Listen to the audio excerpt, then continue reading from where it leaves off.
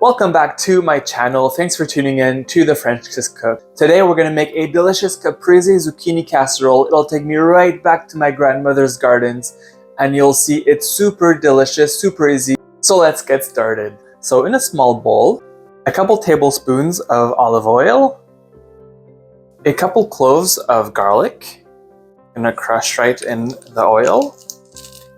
I'm also going to add a 1/4 cup of finely diced red onion and a 1/4 cup of finely chopped basil. A good trick to slice basil thinly is to take the biggest leaves, place them on the bottom, and then place all of the other smaller leaves inside of it.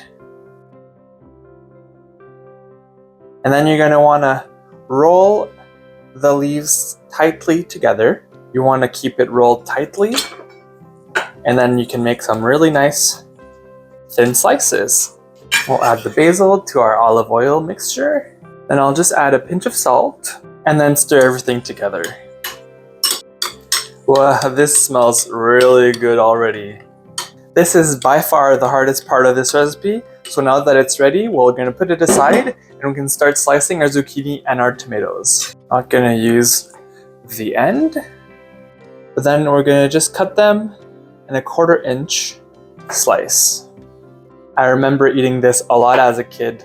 My grandmother had a huge garden and there was always lots of zucchini and tomatoes, so this was definitely one of the staples. And for our tomatoes, same. We're going to cut them in about 1/4 inch slices. Depending on the size of tomato, you might need 3 or 4. These are pretty small, so I'm going to use about 4 of them. Once we're done slicing the zucchini and the tomato, we can start assembling them in a baking dish. I'm going to be using a pie dish, but you can use a 9x13 or an 8x10, depending on how many zucchinis and tomatoes you want to cook. I'm just going to give the dish a quick spray, and let's start to assemble. I'm just going to alternate between the zucchini slices and the tomato slices. If you have yellow zucchini you want to use, you can do that too, with like a yellow and then a green and then a tomato. Make it look really pretty.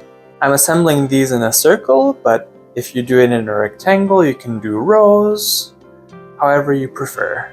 You might end up with a few leftover slices of zucchini or extra tomato. You can stuff them in there. If you want to keep it more pretty, you can just put them aside and we'll use them in a stir fryer in another dish. So now we can take our olive oil mixture and then drizzle it on top of our vegetables.